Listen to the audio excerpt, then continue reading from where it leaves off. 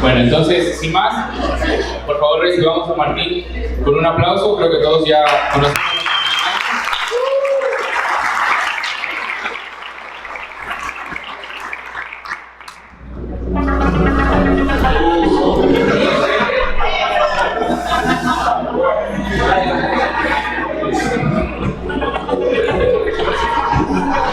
Delante de las cámaras. Ah, perdón. El increíble cuento glorioso del nombre. Un joven solitario en una cruzada por defender la causa de los inocentes, los desamparados y los débiles, en un mundo de criminales que operan por encima de la ley. Actuaciones de la René Castellón.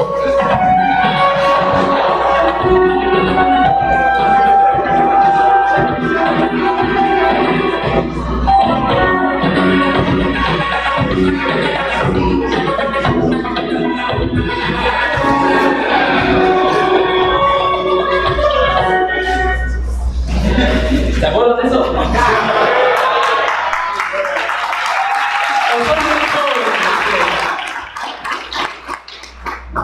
¿Y esto?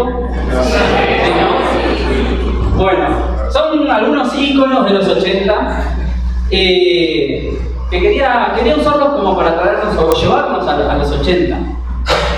En los 80 yo estaba en jardín de infantes. ¿Cómo se dice acá? ¿Kinder? Todavía me están buscando por ahí, ¿no?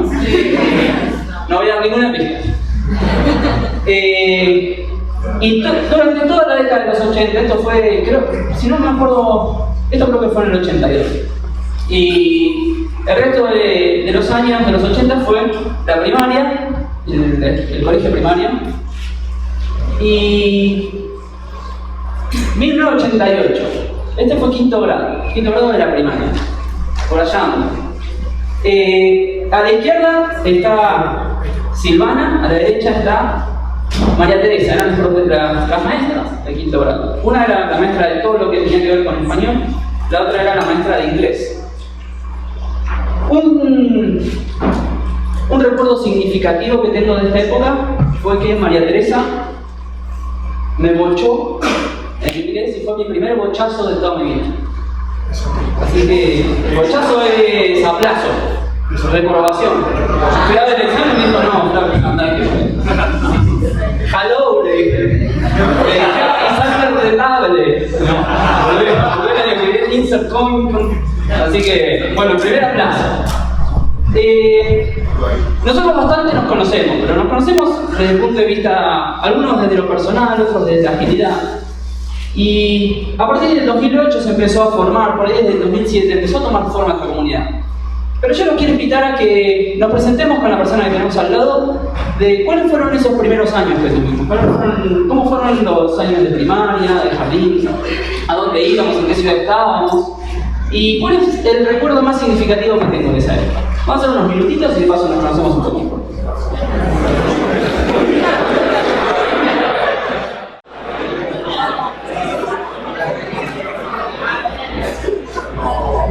Bueno, espero que hayan conocido algo nuevo de alguien más de la comunidad. Vamos a guardar este recuerdo un poquito en una cajita, ¿sí? Lo vamos a poner al lado o abajo de la silla y después lo vamos a retomar. Pero ahora quiero irnos a los 50, 1950, 1970. Entre esos años, Claire Graves hizo un estudio mediante el cual analizó la evolución del ser humano en función de sus diferentes etapas y edades de desarrollo. Y él creó un modelo del 52 al 74, fue todo este experimento, que se llamó ECLET, ¿sí? Acá están, no lo voy a leer todo entero, es peor que el autor de Flow, ¿no? Entonces, Graves creó este modelo que habla de cómo evoluciona el ser humano. Y van a ver que este modelo se divide en colores. Esto es algo que vamos a ver a lo largo de toda la presentación, de toda la charla. Y van a ver que los colores pasan de colores fríos a cálidos, a fríos a cálidos, a fríos a cálidos. Los colores fríos están enfocados en el común y los colores cálidos están enfocados en el yo. Entonces tenemos una primera evolución del ser humano que tiene que ver con lo tribal, el común. luego pasa al ego, al yo, luego vuelve a la comunidad y pasa otra vez a las reglas, a lo que está bien y lo que está mal, a las leyes, luego pasa a una cuestión más de resultados, más de emprendimiento, más de estrellas, ahora vamos a ver un poco más de eso, y así sigue intercalando entre colores cálidos y colores fríos, intercalando entre el yo y el ello todo el tiempo. Beck fue un aprendiz, alguien que trabajó con Claire Graves, y junto con Cowan crearon lo que se llama, o como usamos hoy en día, como Spiral Dynamics. Spiral Dynamics es la misma teoría de Cowan, pero llevada a la civilización. No tanto al ser humano, como lo hacía Graves, sino más a la civilización y cómo evoluciona la civilización en función de estos patrones de conductas, ellos lo llaman bimemes, ¿no? O sea, memes de valores, conjuntos de valores. Cómo la civilización, va saltando del foco entre el yo y el ello todo el tiempo. Wilber toma esto y crea su teoría integral. El primer tema que hizo Wilber fue cambiarle los colores. Entonces, el azul pasó a ser ámbar y desapareció el amarillo, que pasó a ser teal. ¿Por qué lo hizo? Porque era más fácil de acordarse por el orden de los colores, el orden del arcoíris, la tonalidad. Ahora lo que se perdió fue esa alternancia entre el yo y el ello. Pero vamos a seguir teniéndola un poco en la mente. Y finalmente Lelux, hace un par de años, tomó la teoría de Wilber y creó Reinventing Organizations, basado en estos colores Wilber. Vamos a repasar brevemente, no nos vamos a meter mucho en detalle en Reinventing Organization, pero quiero que simplemente le demos una buena pasada por arriba, porque va a ser de referencia para el futuro. Lelux propone que las organizaciones tienen una evolución, y esa evolución se nota en función de sus conductas y en función de los valores y qué cosas para ellos son importantes. ¿Qué son importantes a la hora de hacer, a la hora de decidir, a la hora de pensar, a la hora de percibir? Y las cataloga en diferentes colores. Volviendo a 1988, yo me acuerdo tanto de jardín como de la primaria, que había muchas camarillas, muchas pandillitas. Estaban los cabecillas. Me acuerdo que había una rivalidad bastante grande. Nosotros éramos de quinto grado B. Estábamos peleados a muerte con el C. ¿Sí? Con los de A había un poco de onda. ¿Sí? Pero con los de C no nos podíamos ni ver. Entonces cada tanto había problemas con los del C. Y había un líder del C, había un líder del B, había un líder del A. Y ese tipo de liderazgo es un liderazgo en esos años basado principalmente en el poder de la fuerza, ¿no? No somos y no tenemos capacidad de persuasión en esos años. Entonces no somos bastante. Hoy se llama bullying. Pero en ese momento era mamá, me están molestando. ¿Sí? Entonces el poder y la pertenencia a esas tribus tenían que ver con esto que hoy llamamos bullying, ¿no? Esa es una de las primeras organizaciones que identifica la luz. Las organizaciones rojas, las impulsivas, las organizaciones donde el poder está ejercido por un líder y ese poder está ejercido por la fuerza. Hacen que las cosas pasen porque infunden miedo, porque castigan, hay que mostrar lealtad. Ni loco, ni se te ocurra que te vayan hablando con alguno del C, porque te matan a trompadas. ¿Sí? No puedes traicionar a tu tribu, a tu pandilla. Más adelante, seguí en el mismo colegio. Yo hice desde jardín hasta fin del colegio secundario, en el mismo colegio. Esta es la última foto de fin de año, del quinto año. Toda la secundaria, a diferencia de lo que había sido la primaria, fue un colegio bastante estricto, muy estricto. Y, por ejemplo, no podíamos tener el pelo largo. ¿Sí? Nosotros nos poníamos gomina o gel y nos lo poníamos dentro de la camisa para que no se note que teníamos el pelo largo. Pero claro, donde te olvidabas así, estaría todo el pelo para afuera. Entonces teníamos un problemita y no se podía usar ningún tipo de cosa. Las mujeres tenían que estar todas vestidas iguales, la pollera abajo de la rodilla. ¿Sí? Por ejemplo, acá tenemos a una traidora. Yo creo que no la deben haber aprobado, no me acuerdo el nombre de ella, pero Todavía de estar recursando quinto año. Hasta que se ponga la misma remera que los demás, porque había que ir con el mismo uniforme. El uniforme era un elemento de identificación en esta organización, ¿no? Yo el término organización no lo uso exclusivamente para empresas. Nosotros somos una organización en este momento. La familia es una organización, un grupo de amigos es una organización. Personas interactuando entre ellas es una organización. Las empresas son empresas, son un tipo específico de organización. Entonces, en esta organización, son organizaciones, la luz lo llama conformistas, la traducción literal es conformista, pero vamos a llamarlo conservadores, ¿sí? Los conservadores están muy referenciados en lo militar, en el rango, en la jerarquía. Hay que respetar el rango, ¿sí? La autoridad está dada por el lugar que basa en esa jerarquía. Existe lo que se llama la máscara social. La máscara social es ese velo que yo le pongo a mi persona para que no se den cuenta bien de cómo soy yo. Pero muestro otro yo. Muestro un yo que es correcto en este contexto, que respeta las reglas en este contexto. Y me oculto mi forma auténtica de ser. En estas organizaciones existe mucho el yo y el ello. Nosotros teníamos mucha división en la división. Nosotros éramos todo un solo quinto año, porque a medida que nos fuimos creciendo en los años, los grados se fueron fusionando y A, B y C terminamos todos en un único quinto año, ¿sí? Y seguíamos con esta división. Seguíamos arrastrando esta división, a los del C no lo podíamos ni ver, ¿sí? Aunque era hasta ahora de nuestro grupo, pero seguía viendo dentro nosotros y ellos. Y estaba el director supremo de la institución, que cuando lo veías entrar tenías que hacer así, saludarlo, buenas tardes señor, ¿sí? Había que respetar mucho su estatus, su rango. Luego apareció la universidad. Yo antes de estudiar sistemas estudié arquitectura. Y recién acá empezamos a trabajar un poquito en equipo. Tengo todavía muchos amigos de esta época. Y en esta época algo que pasaba en particular es que si bien trabajamos mucho en equipo y trabajamos mucho en...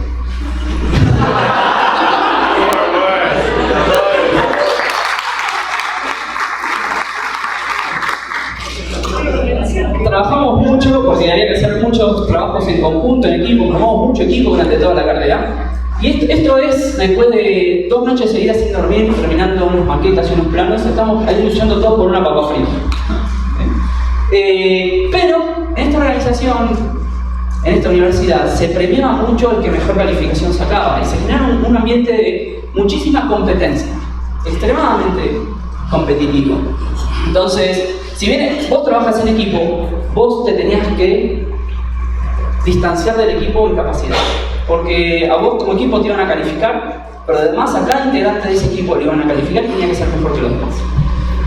Luego terminé la universidad, estudié sistemas también, terminé la universidad de sistemas y empecé a trabajar en diferentes consultoras.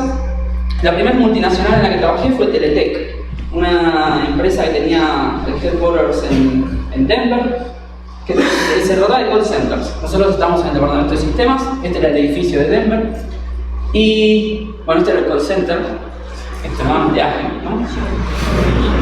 Maika, ¿cómo están? Espacios Sapiens.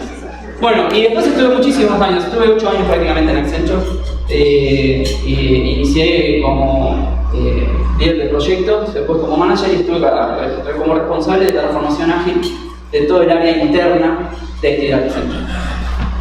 Este tipo de organizaciones son organizaciones naranjas según el modelo de la luz. Las organizaciones naranjas están muy orientadas al logro, tenés que destacar, tenés que ser quien se destaca de los demás, te van a premiar por destacarte. Y son organizaciones que se las ven como máquinas. Y van a escuchar que en la jerga hablamos de recursos en estas organizaciones, hablamos de aceitar los procesos, hablamos de apretar y acelerar a fondo, hablamos de recortar, hablamos de expandir, hablamos de unidades de negocio, hablamos de métricas, hablamos de todas cuestiones que tienen que ver con la maquinaria. No mueve la aguja, hay que mover 2 o 3 palancas para acá, cuál es el impacto de nuestras decisiones, todo tiene que ver con máquinas, ¿no? El liderazgo en estas organizaciones es principalmente ingeniería, ¿sí? Nosotros manejamos recursos y los pasamos de un lado al otro y los cambiamos. Por ejemplo, te doy un senior, dame 2 Jr., ¿no? ¿Sí? Michael. Pasó el tiempo, esto fue en el 2006, empecé a participar en una organización que tenía que ver con comedores infantiles. Como side job, ¿no? En realidad no era un trabajo, era donar tiempo. Y en esta organización lo que hacíamos era apoyar y generar eventos, recaudaciones, ir y cocinar para los chicos en comedores infantiles, festejar cumpleaños. La verdad que era un equipo con el que se generaba muchísima relación. Con muchos de ellos todavía nos seguimos viendo y seguimos teniendo algunos proyectitos no tan significativos como este. También participé en un grupo de voluntarios para fomentar el agilismo. Esto fue en el 2005. Y mientras estaba haciendo esta presentación, lo descubrí a Claverino. ¿Sí? Así que en algún momento nuestras vidas se habían cruzado antes. Me involucré con la comunidad. Esto fue Ágiles 2011. Esto era Charlie Pantera, y esto es una Yailopa en Rosario en el 2009. Y estas organizaciones tienen mucho que ver con las relaciones. Son las organizaciones de tipo pluralistas que identifican a los niños. Estas organizaciones por primera vez empiezan a aceptar las emociones. En este tipo de organizaciones recién puedes decir: estoy feliz, estoy contento, estoy amargado, la verdad que me siento mal, estoy depre, necesito ayuda. Hoy no estoy de ánimo, hoy sí estoy de ánimo, hoy estoy con todas las pilas. En las otras organizaciones como que esa máscara social todavía se conserva. Las personas están empoderadas. Acá hace el que hace. No hay una persona que da las órdenes de lo que cada uno tiene que hacer y que toma decisiones, sino que la toma de decisiones también está esparcida, está descentralizada. Y se hace mucho foco en las relaciones. Lo importante acá también son las relaciones. En algún momento de todo ese tiempo decidí emprender y estaba caminando por una plaza con Daniela en el 2009 y en ese momento tomé la decisión de irme a Accenture. Era una decisión bastante difícil, bastante arriesgada. Eran meses que íbamos, no sé con qué íbamos a vivir. Y en el living de mi casa, en el comedor, en la mesa del comedor de mi casa, apareció Clint. Y un par de años más tarde, ya Clint era esto. Y empezó a pasar que se nos confundía la vida personal con la vida laboral. Y estábamos trabajando y che, vamos a volar. Y fuimos a volar. Y empezamos a compartir espacios personales, espacios más allá de lo estrictamente ágil, digamos. Seguimos creciendo, personas que fueron entrando, que fueron saliendo, personas que se van sumando, personas que van pasando. Se crea este ambiente. Ahí no sé, ahí está demasiado formal, Pablito. Explícame después por qué tenías las zapatillas puestas acá. Algo habrá pasado ese día, y se sigue mezclando la cuestión personal con la cuestión laboral, ¿sí? Y estás en una call y te puede llegar a aparecer esto. O en un Telegram, Nico, el hijo de Pablo, que manda Telegram. ¿Sí? Nos divertimos mucho con sus audios. Y una cosa que yo quiero dejar en claro acá: hay un tipo de organizaciones que son las organizaciones teal o turquesas. Nosotros en Clear estamos a años luz de eso, desde mi punto de vista. Pero hay algunos chispazos de eso. No quiero que creamos que son teal, no. Tenemos muchísimo para trabajar todavía, pero acá empieza a aparecer esto de que te puedo mostrar entero en la organización. Me puedo mostrar con todas mis emociones, con todos mis problemas, con todas mis cuestiones personales. Voy y cuento los quilombos que tengo en mi casa. Y hablamos de eso. Y no es que lo tengo que dejar, como decíamos en el panel, con la valijita afuera, marco tarjeta, y yo cuando entro soy otra persona. Y que acá soy correcto y demás, ¿no? Soy todo mi propio quilombo que vengo en mi vida, también lo traigo a la oficina y aprendemos a convivir con eso. Tenemos un propósito. Creo que desde que yo tuve la oportunidad de ser una persona que trabaja en organizaciones, es la primera organización donde estoy seguro que a cualquiera de nosotros nos pueden preguntar y cualquiera de nosotros podemos decir cuál es nuestro propósito. Esto nunca me había pasado en ningún lado. Y además tenemos bastante tema de autoorganización y autodesorganización también. Yo les propongo lo siguiente, con lo que estuvimos viendo. Veamos y entendamos a esta evolución que propone la luz Por primera vez vamos a verlo de una forma diferente, no como una evolución lineal, sino como una expansión de conciencia de la organización. Entonces comenzamos con una conciencia roja y nos vamos expandiendo, y esto lo vamos a llamar cultura. La cultura organizacional, Schneider dice, es la forma en la que hacemos aquí las cosas para ser exitosos. Y esto es lo que define la cultura de mi organización. Mi organización no va a estar en un solo color, puede estar variando. Como yo decía, lo describo. Nosotros tenemos algunos chisporrotazos, yo considero que tenemos algunos chispazos kill, pero tenemos muchísimas cosas verdes y muchísimas cosas naranjas, por momentos. Y eso no está mal, somos súper imperfectos, todos somos imperfectos. No podemos esperar ser kill o ser verde o ser de una determinada manera. De hecho, vamos a hablar un poquito más adelante. Lo que te propongo es que pasemos 2 minutitos conversando con quien tenés al lado. ¿Dónde crees vos que está tu organización? ¿Cuál crees que es el color que tiñe la mayoría de tu organización? Y continuamos, adelante.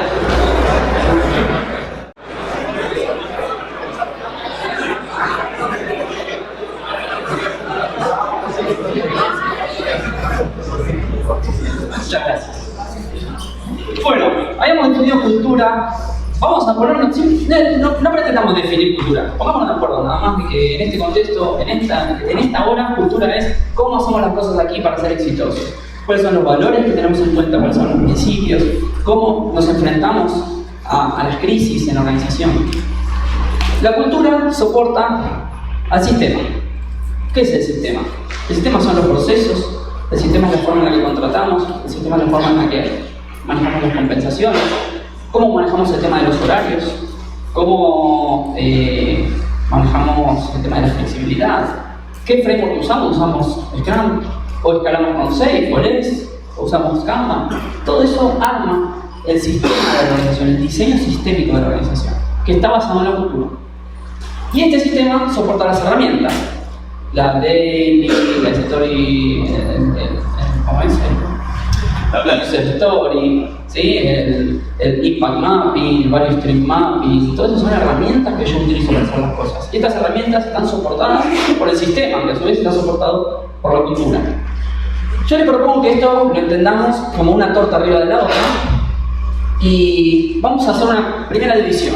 Una división entre las cosas externas, que son lo visible, las cosas que puedo ver, las cosas que están documentadas, las cosas que puedo leer, que puedo contar, y lo que no está tan visible, que es lo que se vive. ¿Sí? Las cosas que suceden sin estar explícitamente escritas o determinadas. Entonces, tenemos nuestra torta compuesta por diferentes tipos de enfoques que tienen que ver con esas maneras de ver el mundo alrededor nuestro. Una de las cosas que yo quiero que empecemos a pensar para el resto de la charla es que una organización necesita evolucionar en todos sus niveles como mínimo al mismo tiempo, como mínimo.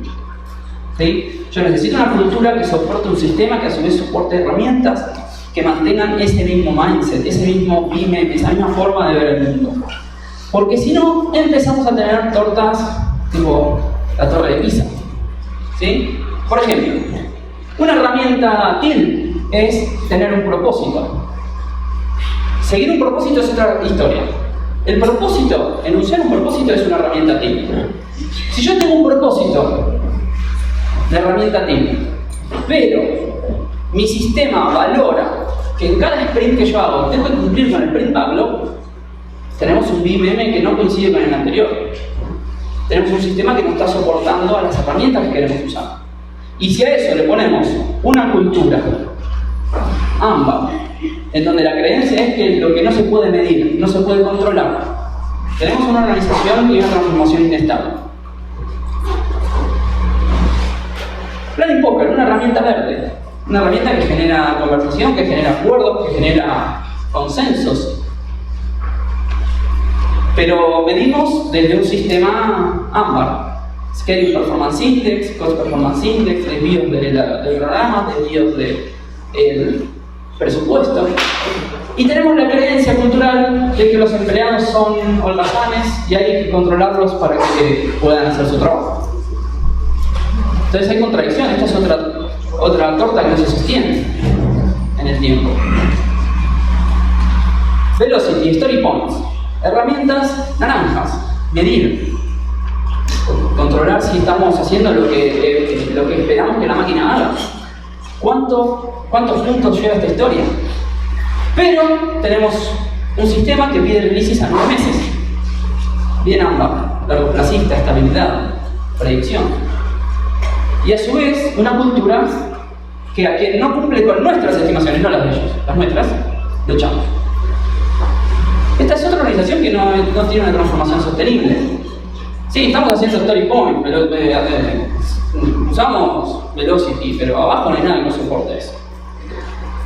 Entonces, la cultura soporta el sistema y el sistema soporta las herramientas. Y nosotros necesitamos que esto evolucione todo al mismo tiempo, como mínimo, porque si no, lo que nos pasa es tener una transformación que no va a ser sostenible, no va a ser sustentable, una agilidad frágil. Ahora, la pregunta que me surgió a mí a lo largo de estos años es que fui viendo que algunas transformaciones eran muchísimo más sustentables que otras. Algunas nosotros interveníamos, terminaba y eso seguía. Y se respiraba, y volvías a los meses y se respiraba ese agilismo, esa forma de ver las cosas. Pero en otras no, en otras se empezaban como a degradar con el tiempo. Y me preguntaba si acá está faltando algo. ¿De qué nos estamos olvidando a la hora de transformar una organización? Porque nosotros decimos, agilidad, sí, querés ser ágil, es una transformación cultural. Entonces trabajamos en transformar tu cultura. Pero yo estoy empezando a tener la creencia y cada vez estoy más convencido de que hay algo de lo que nos estamos olvidando. Anderson y Adams dicen, una organización no puede sobrepasar la efectividad colectiva de sus líderes. Chain, autor de Organization Cultural Leadership, dice que hay 6 aspectos fundamentales que determinan la forma en la que las organizaciones ven, perciben, deciden acerca de lo que les pasa, de lo que pasa alrededor. Y si vemos esas 6, los líderes están mencionados en todas ellas. La forma en la que se comportan, la forma en la que toman decisiones, cómo enfrentan las crisis, qué hacen frente a esa crisis, a qué cosas le dan importancia, cómo contratan, cómo muestran el role model. Son un role model de liderazgo, de coaching, de facilitación, de jefatura. Y hay una frase bastante conocida, no se sabe de dónde salió, se conoce el autor. La cultura de una organización está determinada por los peores comportamientos que los líderes están dispuestos a tolerar. Entonces, me convenció. Y mi propuesta es que como comunidad empecemos a ver algo más allá de la transformación cultural. Porque la cultura está soportada por los líderes de la organización. Y los líderes no son los jefes que están allá arriba. Los líderes somos cualquier persona que pueda transformar su contexto para generar un espacio nuevo. Mejor o peor. Yo puedo ser un líder y generar un espacio peor. Yo puedo ser un líder y generar un contexto mejor. Anderson y Adams crearon un modelo de evolución del liderazgo que está basado en un modelo antropológico de evolución de la persona, de Keegan, un psicólogo, que a su vez se basó en el ñato este. ¿Se acuerdan? ¿Ven cómo se terminan tocando los puntos? El modelo universal de evolución del liderazgo. Este es Rodolfo Tagliaferro, alias Macondo. Fue mi primer jefe. Es la única foto que encontré. Pero no era muy distinta la foto, Cuando yo tenía 12 años, mi papá me regaló un ciclomotor, una motito chiquita. Y la motito no andaba muy bien. No andaba, la verdad, muy bien. Y mis amigos tenían otras motos que andaban mucho más rápido, mucho más rápido que mí. Entonces yo tenía que hacer algo para arreglar mi moto. Pero no tenía plata para arreglar mi moto. Entonces, todos los fines de semana, mientras iba al secundario, 12 años creo que ya era principio del secundario, ¿no? Primer año, una cosa así, o fines del primario. Empecé a trabajar en un taller de motos. Y este era mi jefe, era el dueño del taller de motos. Acá las cosas se tenían que hacer sí o sí como él las quería. Y no había visibilidad de lo que nosotros necesitábamos. Todos los que trabajaban en ese taller de motos teníamos que hacer las cosas que a él le generaban satisfacción en la actividad de arreglar motos. Entonces, si a él le gustaba este cañón escape en vez de este, aunque todas las justificaciones estuvieran listas para vayamos por ese lado, no. tenemos que ir por acá porque él lo dice. Este modelo está basado en una mente egocéntrica. La mente egocéntrica se forma según este modelo, y todos sabemos que todos los modelos son incorrectos, ¿no? Pero algunos pueden ser útiles. Esta mentalidad se forma a partir de los 8 años y hasta el fin de la adolescencia. En esta etapa nosotros nos enfocamos en satisfacer nuestras necesidades. Nosotros nos vemos a nosotros mismos como nuestras necesidades. Yo soy mis necesidades. Yo no tengo necesidades, yo soy mis necesidades. Y tengo que cumplirlas, y tengo que satisfacerlas. Y voy a buscar la independencia durante esta etapa de la vida. ¿Quién no quería ser independiente en la adolescencia? Ahora, cuando yo soy mis necesidades, lo que eso me genera es dejar de ver las necesidades de los demás. Y eso me transforma en egocéntrico.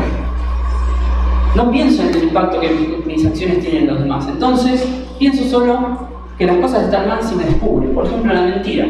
Si yo le miento a alguien, no pienso en cuánto lo puedo dañar por mentirle o qué impacto estoy generando en ese contexto por mentir, sino que lo que me preocupa es que si me descubren. ¿Cómo pierdo mi credibilidad si me descubren en una mentira? Pero eso no me impide mentir. La mente egocéntrica evoluciona a la mente socializada o mente social cuando logra incorporar a su vida las necesidades de los demás. Tener en cuenta las necesidades de los demás. Ya no son solo mis necesidades. Ya no soy mis necesidades. Yo tengo necesidades. Y hay otras personas que también tienen sus necesidades. Y necesitamos compatibilizar esas necesidades para poder crecer todos juntos. Ahí es cuando dejo de ser egocéntrico, fin de la adolescencia, y paso a ser una mentalidad de individuo social. El 5% de los líderes, según este estudio, no logran superar esta evolución. No logran incorporar a su modelo mental que otros tienen necesidades. Y este tipo de liderazgo lo que genera son organizaciones opresivas, organizaciones dictatoriales, organizaciones en donde las necesidades de los demás no cuentan. Entonces, si no cuentan las necesidades, tampoco las decisiones. Lo que cuentan son mis necesidades y mis decisiones. Este tipo de liderazgo puede soportar una cultura roja, con un sistema rojo y con herramientas rojas. Porque si yo en este tipo de liderazgo intento transformar hacia la agilidad, ¿qué va a pasar? Se va a desmoronar. Y nosotros podemos estar empujando esa transformación, pero en la primera que demos vuelta a la esquina, esto se va a ir al diablo. La próxima evolución de este tipo de liderazgo es el liderazgo reactivo, quien ha podido incorporar las necesidades de los demás. Aquí es cuando empezamos a vivir en sociedad, cuando nos casamos, creamos empresas, nos relacionamos con nuestros compañeros de la facultad, con nuestros amigos, con nuestro círculo íntimo, vivimos con los vecinos, mal o bien nos llevamos con el resto del consorcio, podemos llegar a negociar, trabajamos en organizaciones. Ahora, en esta etapa de liderazgo, nuestra identidad se construye desde afuera hacia adentro, por eso se llama liderazgo reactivo, porque yo reacciono al contexto. Entonces, yo me defino a mí mismo en función de lo que los demás piensan de mí. Y generalmente en este tipo de liderazgo, o en este estadio de la evolución, yo soy mi capacidad. Antes yo era mis necesidades. Ahora yo tengo necesidades, pero soy mi capacidad. Y esa capacidad la podemos encontrar distinguida en 3 aspectos fundamentales: el intelecto, los resultados o las relaciones. Quien valora su capacidad como lo intelectual va a estar enfocado en proteger ese intelecto. Quien se identifica por sus resultados, quien es sus resultados, los va a defender con el control. Y quien se identifica con sus relaciones, las va a defender llevándose bien con los demás, tratando de generar relaciones saludables, para él saludables. Este es Edgardo. Edgardo fue mi profesor de Estadística 3 en la carrera de Sistemas. Una vez tuve la osadía de decirle a Edgardo que esa fórmula está mal. Fue mi segundo aplazo en la historia. Me saqué un 2 ese año. Tuve que recursar la materia. Nunca más le dije nada. Un líder que se identifica por su intelectualidad, por su inteligencia, es un líder que piensa que él es su inteligencia, es un líder protector, va a ejercer todas las acciones necesarias para proteger su estatus, para proteger la forma en la que los demás ven su intelecto. Este es Leo. Leo fue mi primer jefe en el ámbito de sistemas. Esto debe ser allá por el 98, 97, 98. Leo era una persona extremadamente orientada a obtener resultados a costa de cualquier cosa. Aunque te tengas que quedar hasta las 6 de la mañana, nos quedamos hasta las 6 de la mañana, él se quedaba. O venimos a trabajar el fin de semana. El líder que se identifica con sus logros cree que él es sus logros, sus resultados. Cuando esos resultados corren peligro, la primera reacción de este tipo de liderazgo es controlar el contexto. Controlar para que los logros, para que nosotros podamos lograr esos resultados que queremos lograr. No voy a dar el nombre. No la conocen, pero fue una jefa mía a principios de la década del 2000. Te traía chocolates a todo el mundo, te cebaba mate. Era como el gran mama que menciona Ángel a veces. Ella quería caerle bien a todo el mundo. Ella se definía por sus relaciones. Ella cuidaba esa relación. Aunque no esté desarrollando al otro. Aunque el otro se termine transformando en alguien dependiente de ese líder. Lo importante era que a ella la consideraran como una buena persona. Y este tipo de liderazgos podemos decir es un liderazgo halagador. Es un liderazgo que genera un contexto en donde quiere caer bien. Ese es lo importante. 75% de los líderes, según este estudio, están en este tipo de liderazgo. Un liderazgo reactivo, un liderazgo que reacciona al contexto. Y depende de los tipos de liderazgo, yo veo una correlación en que un liderazgo protector es ese liderazgo que puede soportar una cultura ámbar con un sistema ámbar y con herramientas ámbar. Mientras que un liderazgo controlador es el liderazgo que hace emerger, hace surgir una cultura naranja, con un sistema naranja y con herramientas naranjas. Y finalmente, un liderazgo halagador, un liderazgo adulador, es un tipo de liderazgo que puede soportar cierto tipo de organizaciones verdes, pero no en su totalidad. Son organizaciones verdes incompletas, porque son organizaciones verdes en donde importan las relaciones, pero no importan los resultados, entonces se funden a la primera de cambio.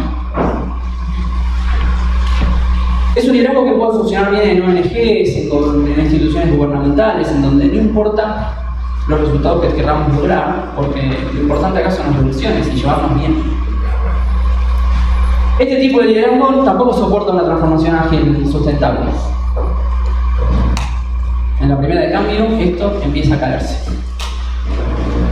La segunda evolución del liderazgo tiene que ver a la mente creativa. Es la mente en donde yo no soy mi capacidad, sino que tengo capacidades. Y empiezo a buscar cuál es el significado de mi ser acá. ¿Cuál es mi propósito? ¿A qué vengo? ¿Qué es lo que me gusta? ¿Qué es lo que me apasiona? Y empiezo a incorporar otras capacidades, no solamente esa capacidad que me definía. Yo soy auténtico y completo. Y Anderson y Adam dicen que esta es la evolución más importante en la vida del ser humano. Este tipo de liderazgo se define desde el interior hacia el exterior. Ya no importa qué piensan los demás de mí. Yo genero contextos en función de lo que yo creo que yo soy, en lo que yo creo que a mí me importa, en lo que yo creo que es mi propósito. 17% de los líderes están en este estadio de liderazgo. El liderazgo creativo, que es este, la propuesta es que es el nivel mínimo desde el cual podemos sostener una transformación organizacional o una complejidad organizacional ágil que sea sustentable y largo plazo. Este liderazgo es el primer liderazgo que puede soportar una cultura verde, con un sistema verde y con herramientas verdes. Pero todavía es incompleto para el TIL. La evolución de este tipo de liderazgo hacia el próximo paso es la mente transformadora. Ya no soy completo, soy incompleto, soy muchas personas y esas personas están en tensión constante. Entiendo que soy este individuo completo y también soy a su vez el opuesto y por momentos tengo que lidiar con eso y tomar conciencia de eso. 3% 20% del liderazgo está en estadio de evolución. Ahora, si nosotros queremos generar organizaciones ágiles, sustentables, sostenibles en el tiempo, estamos en problemas. Porque solamente el 20% del liderazgo, según este estudio que es de hace 2 años, estaría en condiciones de soportar una organización ágil, una organización compleja, sostenible en el tiempo.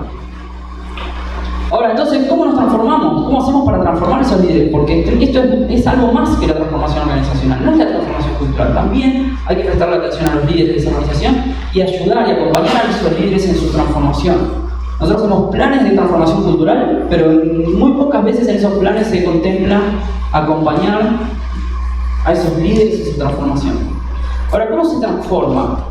¿De qué tipo de transformación estamos hablando? Y acá quiero citar a Tim Gallwey. Tim Gallwey es uno de los padres del coaching, se lo considera uno de los padres del coaching. Tim Gallwey era un entrenador de tenis. Y en un momento de su carrera empezó a meter tenistas top 100. Y empezó a analizar cuáles eran los métodos que él estaba utilizando, que le permitieron hacer ese salto cualitativo en su práctica. Y escribió el libro que se llama The Inner Game of Tennis, o el juego interno del tenis. ¿Qué decía Tim Gallwey?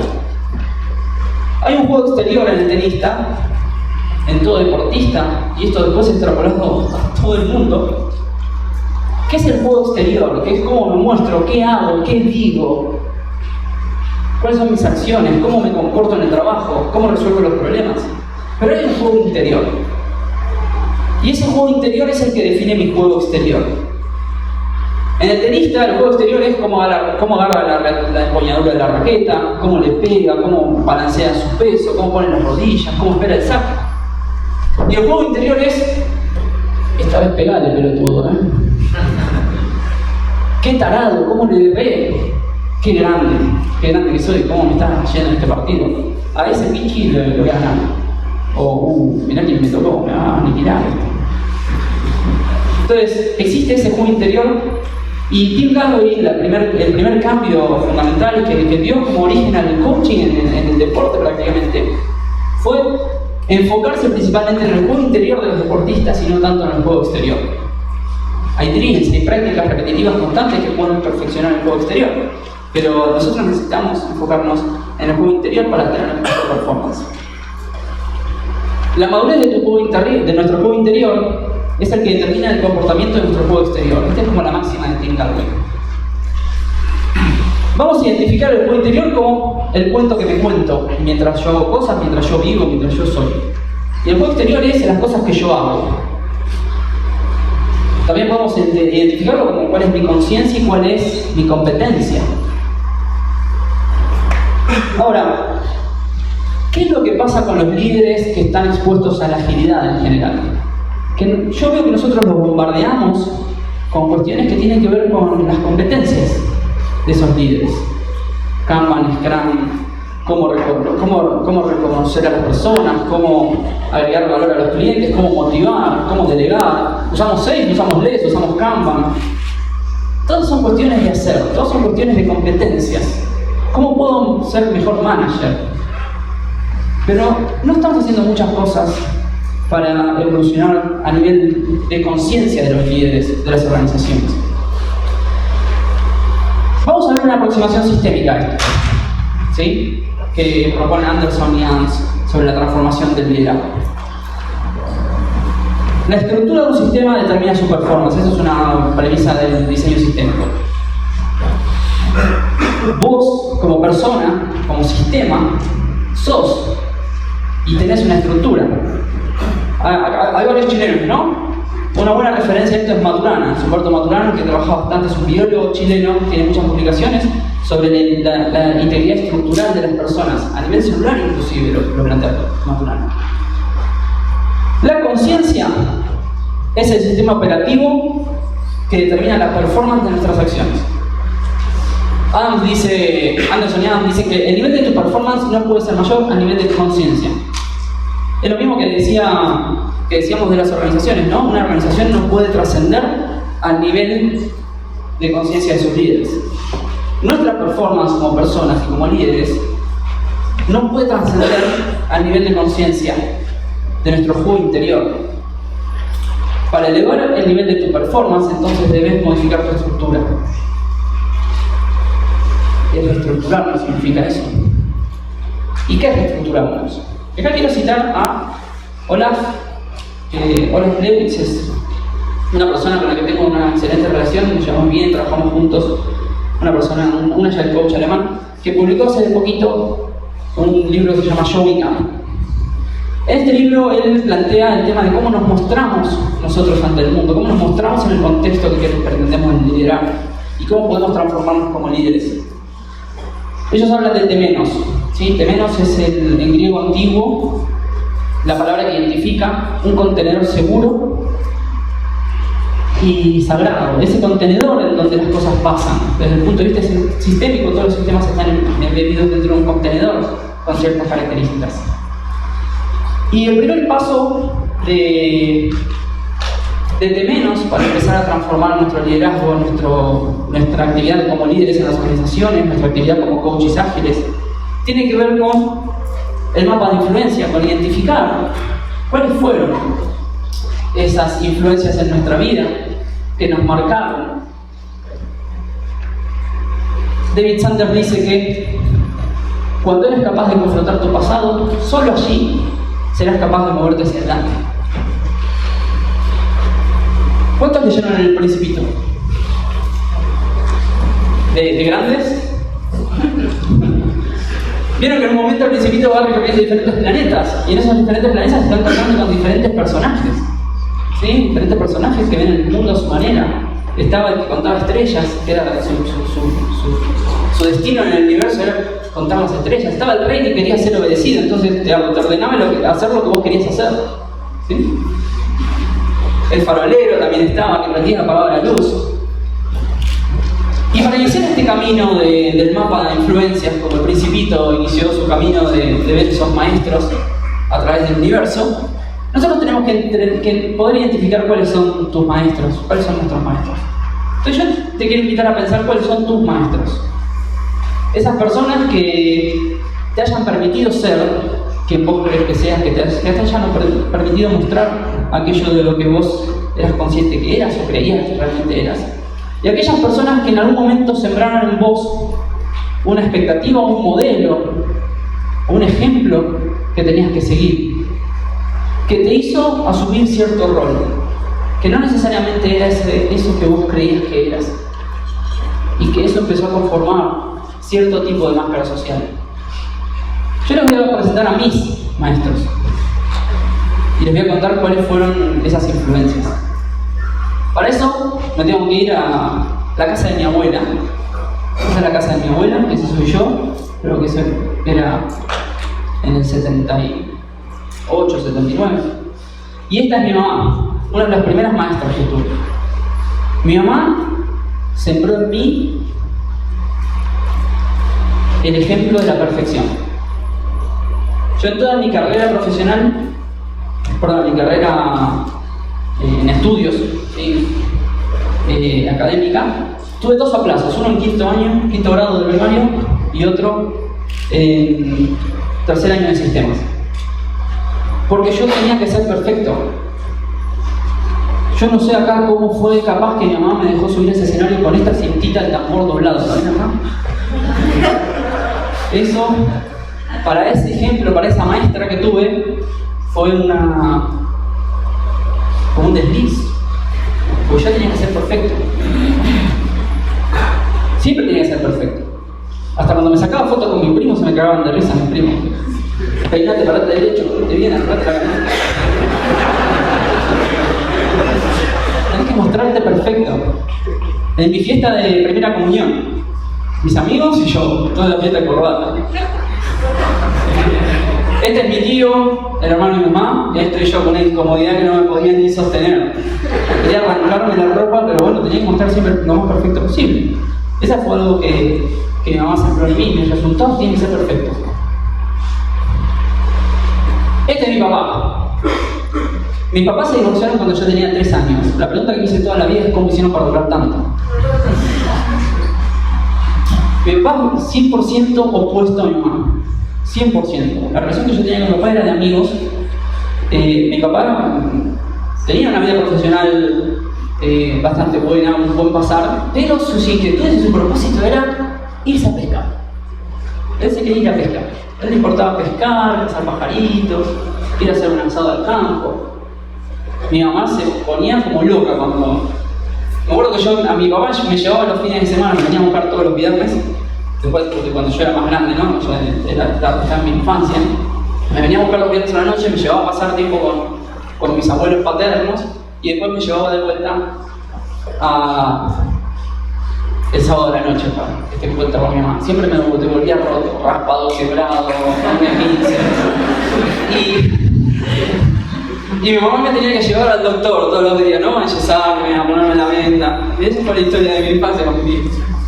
Pero bueno, él me enseñó a hacer mucho lo que soy y a asumir mucho mis defectos también. Y yo los quiero invitar a que empecemos ese camino. Es un camino que hace mucho que estoy recorriendo, es un camino de transformación personal que creo que me va a llevar muchos años también, pero que siempre hay que tomar riesgos. Entonces los invito a buscar abajo de su silla, a ver si encuentran un globo.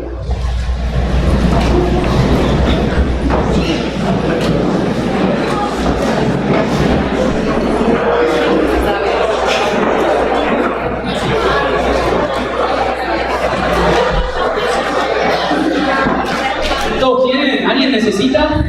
Bien, ¿todos tenemos? Bueno, yo les voy a contar en estos minutitos que quedan cuál es mi ancla, cuál es eso que yo necesito soltar. Y quisiera que me acompañen ustedes a pensar si hay algo que ustedes necesiten soltar para evolucionar en su estilo de liderazgo, en su estilo de coaching. Mi mamá a mí me enseñó que mis resultados tenían que ser perfectos y en esa perfección que yo constantemente busco en mis resultados me vuelvo controlador. Y el controlador es un monstruo que llevo adentro, que me persigue y que todos los días de mi vida sé que me lo voy a encontrar en algún momento. A veces soy capaz de anticiparme y a veces ni siquiera lo veo venir y me veo inmerso en esa necesidad de control constante. Pero hasta aquí no me quería proponer un desafío, no pretender que sea perfecto. Y eso hice hasta el jueves.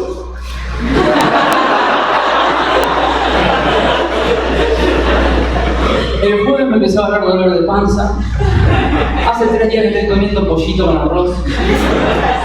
Porque tiene que ser perfecto eso. Pero todos los días de mi vida, y desde hace varios años, yo vengo soltando al perfeccionista ese para poder evolucionar a un liderazgo creativo y dejar ese liderazgo creativo que me define mis resultados. Por eso yo le agarré esa ancla que tengo, que es lo que necesito soltar, y los invito a ustedes a pensar cuál es el ancla que ustedes necesitan soltar, y lo vamos a soplar dentro de este globo.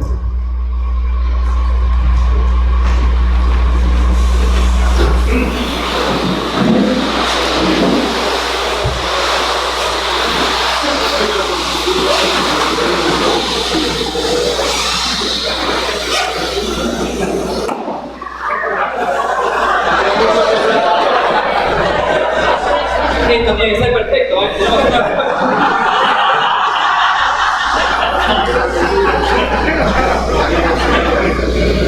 Y esto es eso que a mí me define, esto es eso que yo soy, esto es eso que muestra mis resultados, así como los demás me ven y me tienen que ver perfectos, y yo necesito soltar eso. Y yo los quiero invitar a que ustedes también piensen en qué es eso que ustedes necesitan soltar. Y juntos lo vamos a soltar, pero esto necesita coraje porque cuando yo suelto partes de eso que me definen, también estoy soltando partes de mi personalidad, de mi ser. Entonces les voy a enseñar un mantra para tomar coraje, que me enseñaron en la India. Y les voy a pedir que por favor, esto funciona solamente si todos me acompañan, si no, no va a funcionar. Yo voy a ir enunciando el mantra y les voy a pedir que ustedes lo repitan. Y el mantra comienza así.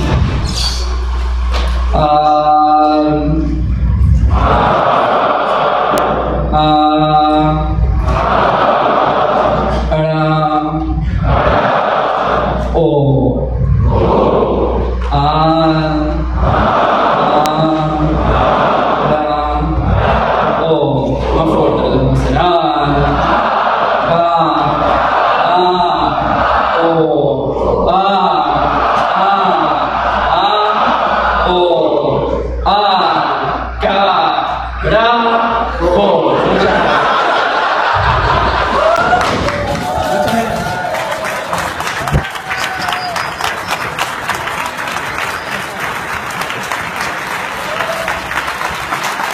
Disfruten el Open Space y no se olviden que la puerta abre hacia adentro. Gracias.